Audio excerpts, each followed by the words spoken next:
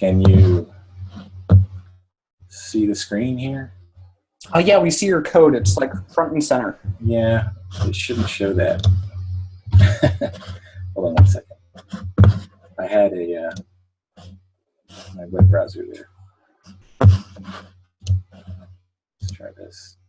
Can you see that? Yep, now we see your slides. Okay, great. So this is about, this is almost, I'm not sure it's talk worthy, but anyway, it has changed my life a little bit. And this is about a tiny refactoring technique that can give a lot of benefit, especially to new programmers. There's a lot of design principles out there that are very wonderful and meaningful, like single responsibility and dependency inversion and all these things. But usually you don't appreciate, well, I certainly didn't, and most of the people I've mentored, they don't appreciate those until they've suffered a little bit. And sometimes if you try to teach those too early, it's not that beneficial. But this one, extract method, is a tiny little technique that can really help you from day one. I work on a team, and we've gradually been getting into this more and more. I don't want to make it sound more fancy than it is, but anyway, the blessing and the problem of Ruby is that it's possible to be very clever and get a lot done in a very short amount of space. So, you know, when you write code or you read code, you always come across things that are doing a lot in one line, or maybe a lot in 2 lines. And on the one hand, this is wonderful because it's a powerful language. On the other hand, it means that when you are looking at code, you have to stop to basically run the code in your head and figure out what people are doing a lot. And even if it's pretty simple, what I found is that when you start to extract this code into one-line methods that have descriptive titles, you get a lot of benefit out of it. So let me show you what I mean. Sandy Metz talked about something called the squint test, which is like when you look at code, like a method or class, and it's not clear right away what's happening, or maybe it's just too long, then that code is failing something called the squint test. And I'm pretty severe. I mean, to me, it's like if I have to spend more than 7 seconds figuring out what something does, I'm pretty unhappy about it. I just want it to be more descriptive. So what do people usually do to solve this problem is they just add comments, and comments are great, and I'm not anti-comment at all.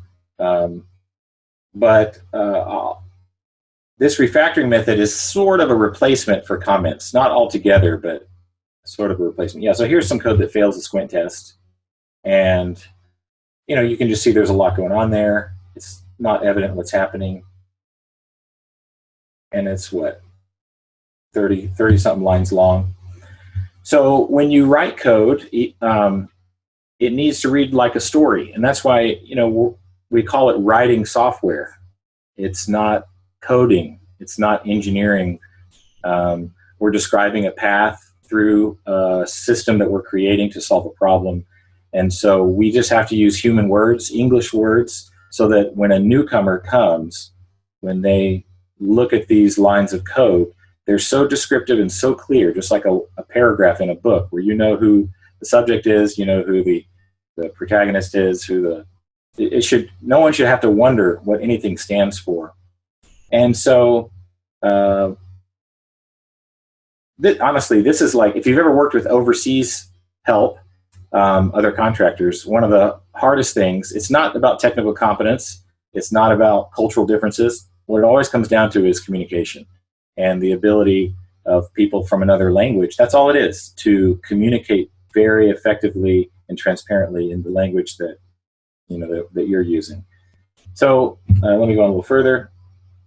So I would write a helper method for like almost any regular expression, because it's not so obvious right away, you know, what they're doing.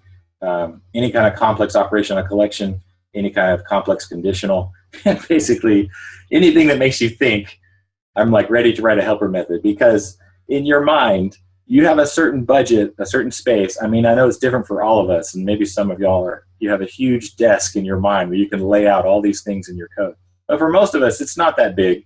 And so we don't want to eat up that space with trying to figure out what all these little sections of code do that aren't that complicated, but they still take a little bit of that budget away. And then you don't have that much left to consider the really big problems. And so here's some other principles. If you have a method that's longer than 7 lines, you probably need to break it up into some helpers. Anything that takes more than a few seconds to understand. And even here, like sometimes you're doing something in your code that's very simple, like you're just reversing an array, but it's not that clear why you're doing it. So you should bundle that action in a helper method that explains the reason why. And again, these are just principles. You shouldn't go beat people up with these. That's not the point at all. So one of my students he was working on this the other day, the Luhn algorithm, which is kind of this multi-step thing to verify credit cards. And I was helping him refactor it, and he was so happy that I thought I would pull it up here. So let me see if I can pull it up. Get rid of this. And get rid of this. And are you all able to see this still? Yep, you're all Okay. good. All right.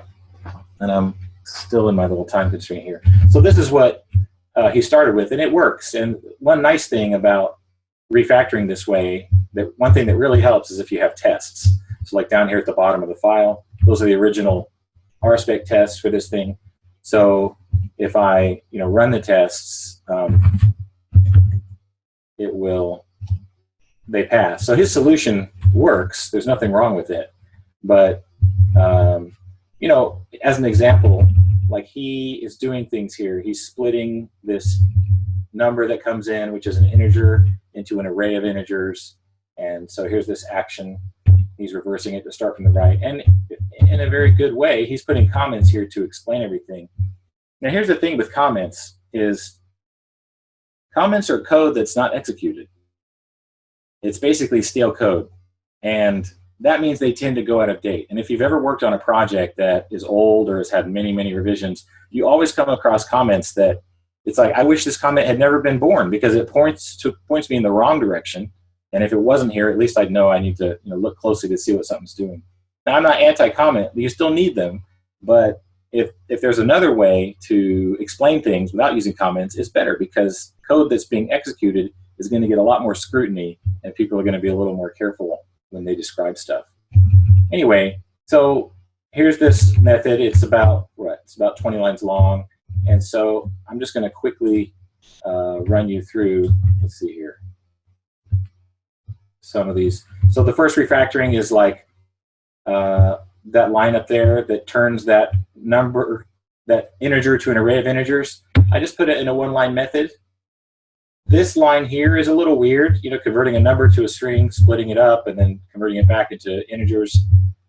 But because it has this name and you're using it up here, it's pretty clear what's happening. Okay, the next one is, the number you have to start from the right side of the number to work out this Luhn algorithm. Like, that's part of the logical requirement of the problem, but his code didn't really explain why he was reversing it. So even though number.array.reverse is not a complicated operation, you put it in a helper method that explains what you're doing. It helps whoever comes to your code next. Let me go back here. Okay, then there's this line, which is a ternary operation, which I'm not too crazy about, but you're supposed to go through every digit and double it, and then if it's more than 9, you subtract 9 from it, and then you add that all up. So he's doing all that in one loop here, and it works, but it's really not clear, what's happening. And so it's better just to break it up into multiple passes. And so first pass is change this to double every other and subtract 9 if necessary. Now look, at every step, all the tests still pass. And that's the nice thing about tests, is you can refactor piece by piece by piece, and you keep running your tests, and that way you can do it in tiny pieces. You don't want to try to refactor the whole thing at once, because then you might get into a hole. Anyway, I'm going to go a little quicker. So, am I going the right way? Yeah. So, I'm going backwards, sorry. I have this shortcut that cycles me through my commits. So I have this method, double every other, and subtract 9 if necessary. You might look at this and say, that is a ridiculously long and descriptive method name. And I would say, thank you very much. That's exactly how I want it to be. There's no real limit on what you can put in a method name, and I've had some that are twice that long. As long as it explains what's happening, it's helpful.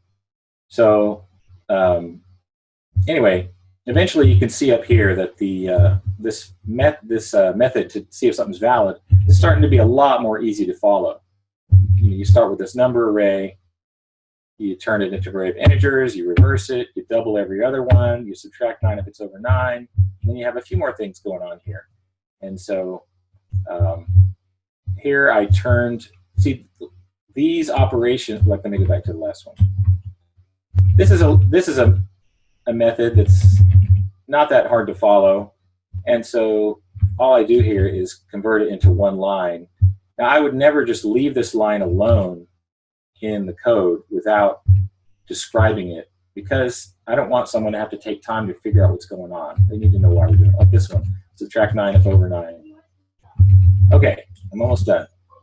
So I don't know if everyone's following along. This line here, where you calculate the sum, is about the only one that I wouldn't put into a helper method, because that's kind of a Ruby idiom to go through a collection and inject an operation on it. Doesn't really need much explanation. Plus, I'm calling it sum.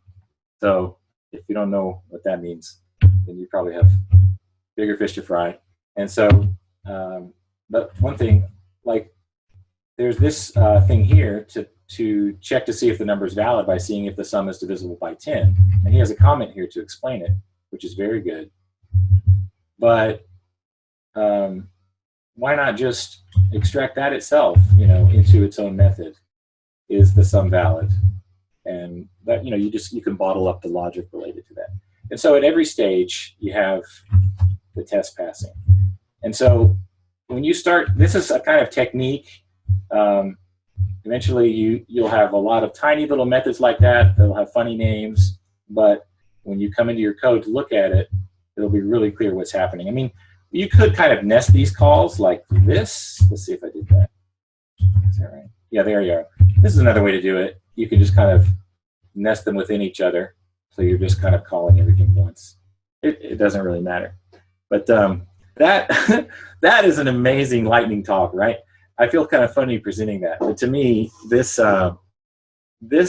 when you apply this technique pretty aggressively to existing code bases or new ones, it really helps, because that poor guy who has to understand your code later and is having trouble with it, that's you after lunch. I mean, it's not some guy down the road. It's you in just a few minutes from now. And unless I'm the stupidest person on this screencast, which is possible, but I really benefit from breaking things up like this, and it's really changed the way that we work on my team and my real job, and I hope to pass it on to some of you. And that's it. I wish I had worked on your team in my last gig. Because there was plenty of methods, and like the code was, good 15 years old in some parts, and it's just like trying to learn what's going on, and like it was .NET too, so like I wasn't too familiar with it to start with, and then like all the methods like that. So yeah, this would have been awesome. Yeah, I mean, I got here through pain. Like, I can show you one thing. Let's see here.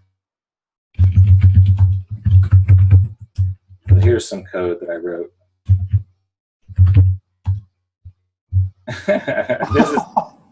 This is code that I wrote. Back in in my defense, if you look, those commits were made in 2007. It was a long time ago. But this is Ruby on Rails, and you learn by suffering. You go back and try to refactor some of this stuff or make changes for your client, and you just don't realize how easy it is to just pull out little pieces so that when you come back, it's just a story that's easy as pie to understand. It's funny when you're showing me this code, because I remember writing like very similar code. Like, I literally can see the code in my mind that's like basically the exact same as this, that like in retrospect, I'm like, wow, I probably could have made that a little bit simpler. But super good talk. And I think it's really insightful. I think the method that you had that's like piecing all of it together, it's almost like the problem story itself. Like if you look at the sort of steps, first do this, then do this, then do this, like you're defining the actual steps in the code itself, which is making the code both less likely to break and just like less brittle. And the fact that comments go stale is super true too. So yeah, does anybody have any questions about this like refactor technique?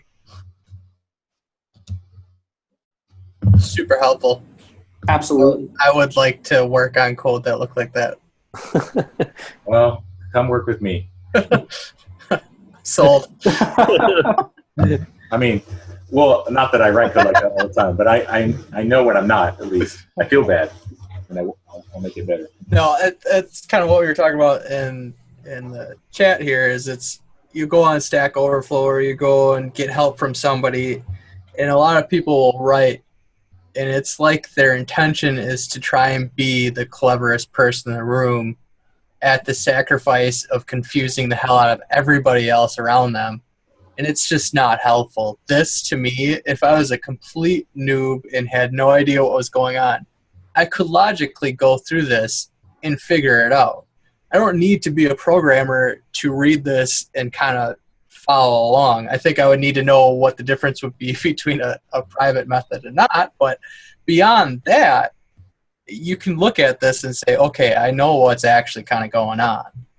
Yeah. And a lot of the code you see on Stack Overflow and stuff like that, it's just, there's the answer to my problem. It works, but I have no idea why it works or how it works or what the process in which it's going. So seeing stuff like this is super helpful for people who are just getting out and for everybody in general. Yeah, there's one area where I didn't really have time. It's beyond the scope of this, but one area where I do this super religiously is in writing tests, because tests can get kind of hard to understand. Tests are like the only part of your code that's not tested, if you think about it. And sometimes we use let statements. I don't know if y'all have used RSpec much, but you can use let and you can define all these things. And to me, when you get down to your actual test, there's these mysterious entities being referred to in your test that are in these let statements 100 lines up, and it just keeps you from being able to look at that span of code and really see the story be told. So I don't use let in my tests. Well, I do sometimes if I'm working with others who like that, but I tend to just use helper methods, and I put them in that spec file, and they're just a little bit more descriptive, and I'll drop them into each little expectation block. And yeah, it adds a line of code, but it also adds, it keeps the plot clear, as to what's happening. So maybe that's another talk to show how you would use this in testing. Anyway. Yeah, that's super awesome. So yeah, big thanks for Philip for giving a talk, the first mentor giving a talk, so I'm really excited about that too. So thanks again, Philip. That was awesome. And I think talking about a concrete example of refactoring is really sort of like this kind of confusing and scary thing. And the fact that there's actually like processes that it's not like you can do it without almost thinking once you learn the process. And this is one example of what break things down into some small functions and then just solve it from there. So super, super valuable. And I'd encourage everybody to try to apply this principle to coding challenges and stuff that you're working on in other places.